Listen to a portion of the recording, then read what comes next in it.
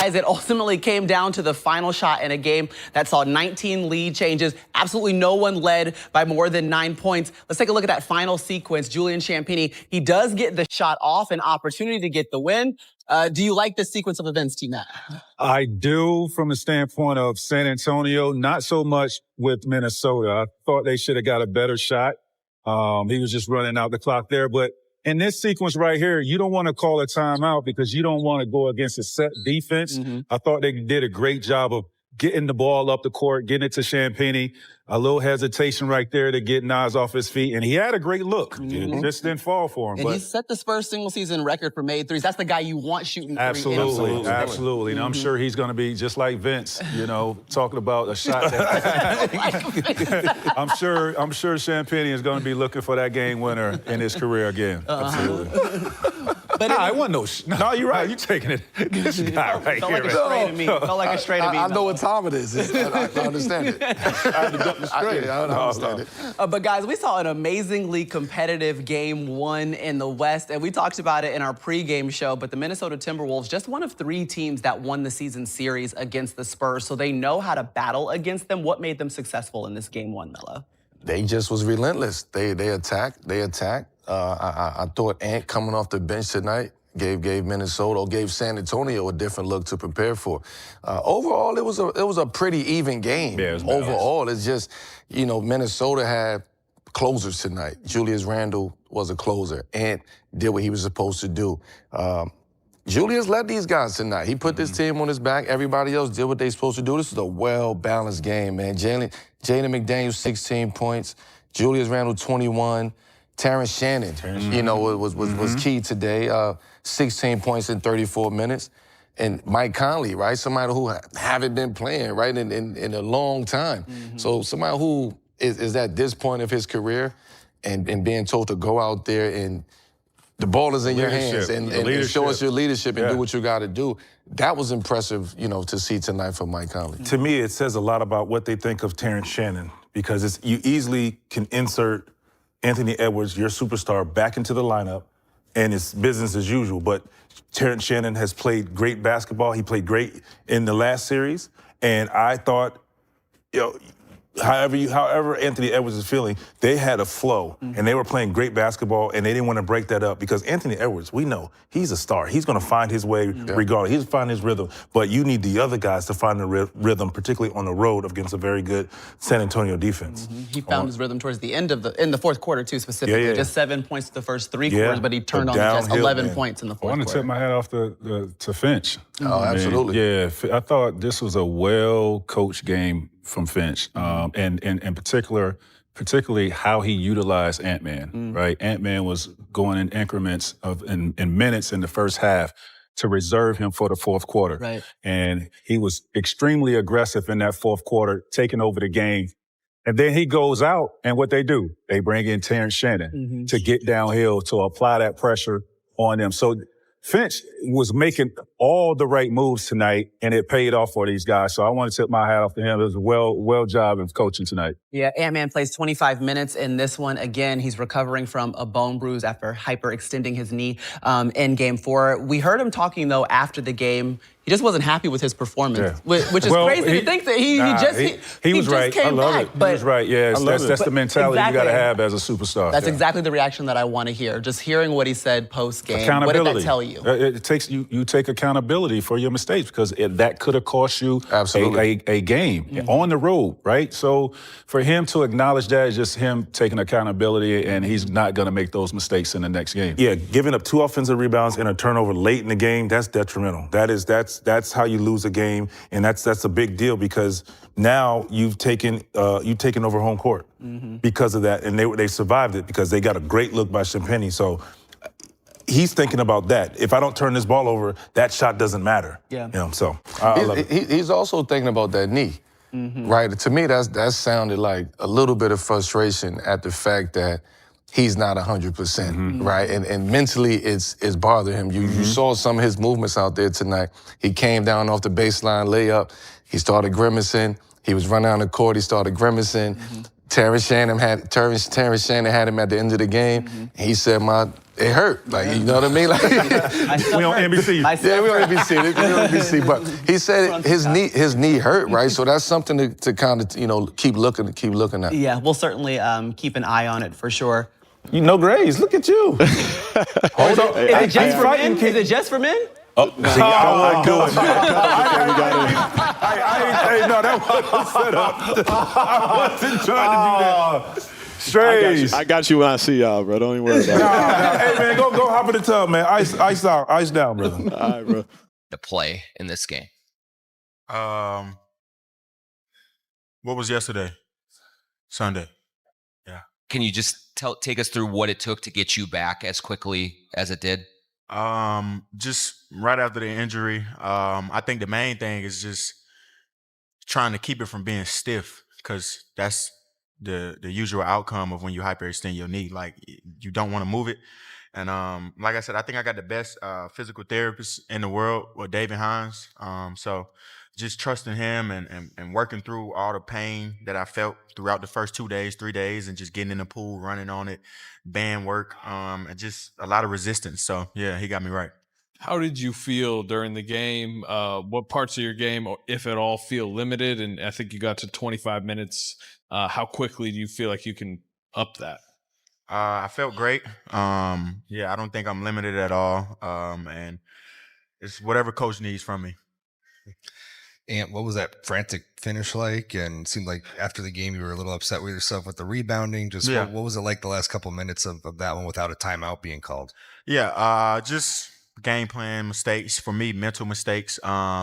We had timeouts. I should have used one. Like, I'm not really that good at taking the ball out of bounds, as I know. And I had two mixed box outs with a minute left on number 30. Champagne. I don't know. But yeah, I had two missed box outs on him. So yeah, just game plan mistakes that won't happen again. How is your other knee doing? It's great. It's doing great. Yep. Or you've talked before about how Wemby helps bring out the best in you. So number one, wondering if playing him in the Spurs had anything to do with you making sure you'd be back for tonight's opener. And number two, once you're on the court and you're going against him, again, another outstanding game here against the Spurs to do what you were able to do. Just wondering if, Vic being across the court has anything to do with that. No, not really. Just, I don't think me coming back was because of nothing they got going on. It was more so I want to be out there with my brothers. Yeah, just that simple.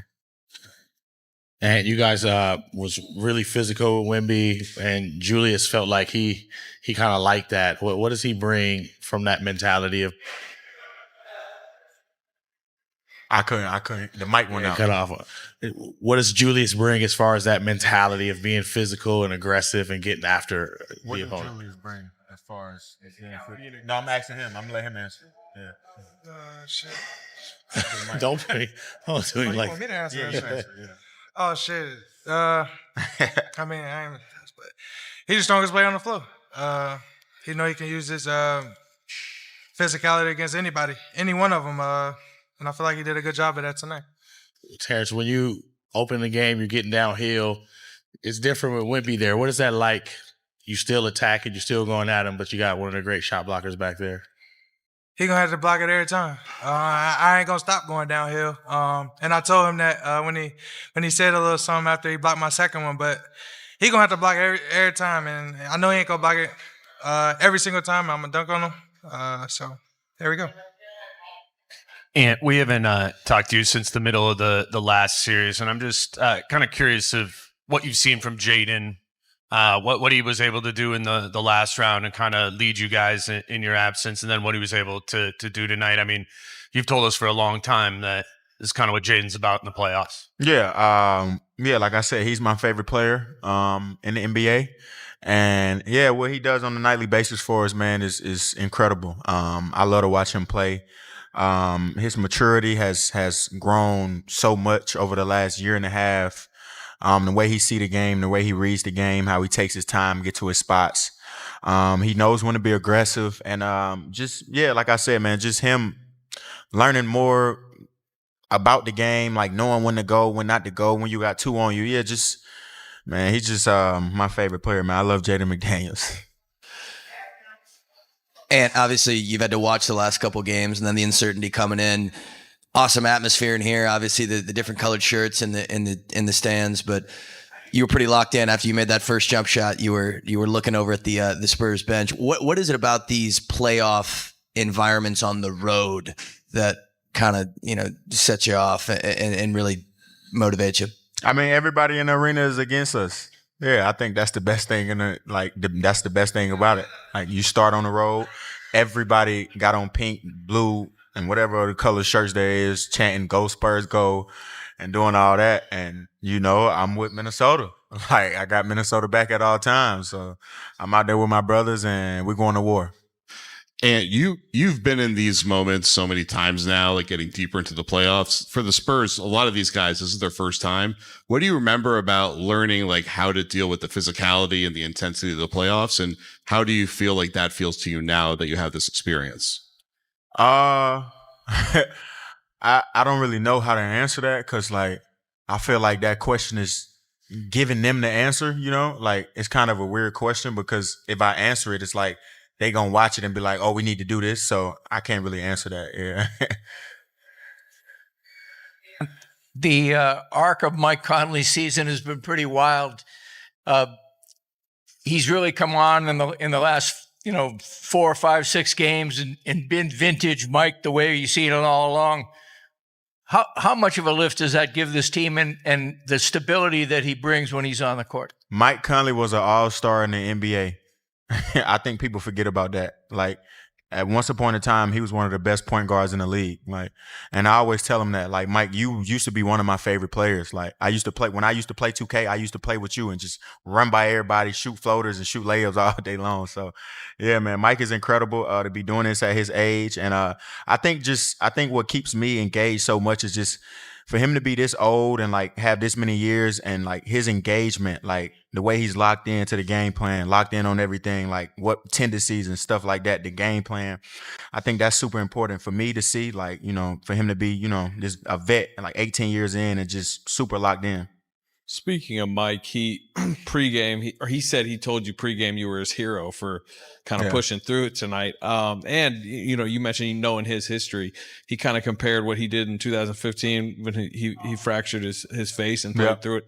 Could you feel the fact that just even played tonight, like lifting the spirit of the team? Yeah, for sure. I mean, I know for a fact, just me being out there, it calms everybody down. Not saying like there's any pressure on any of my teammates, but it takes pressure off of everybody just knowing that I'm out there, I'm available to play. And just, doing what I do best, just trying to put the ball in the hoop. Bittersweet game for you, Vic, with the unbelievable defensive performance, but then kind of subpar offensively. Mm-hmm. It's an affirmation. That's the question. What was just a bittersweet performance for you, I would think. I mean, that was one of the best defensive performances in playoff history. And then offensively, a little subpar performance. What can you do better offensively next time out?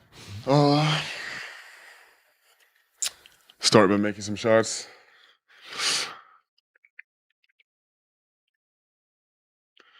Feel like how to use my energy. Obviously used a lot of it on one side of the court, and on the other side, I used too much. Offensively, I used too much energy in things that didn't really help our team. So that's on me.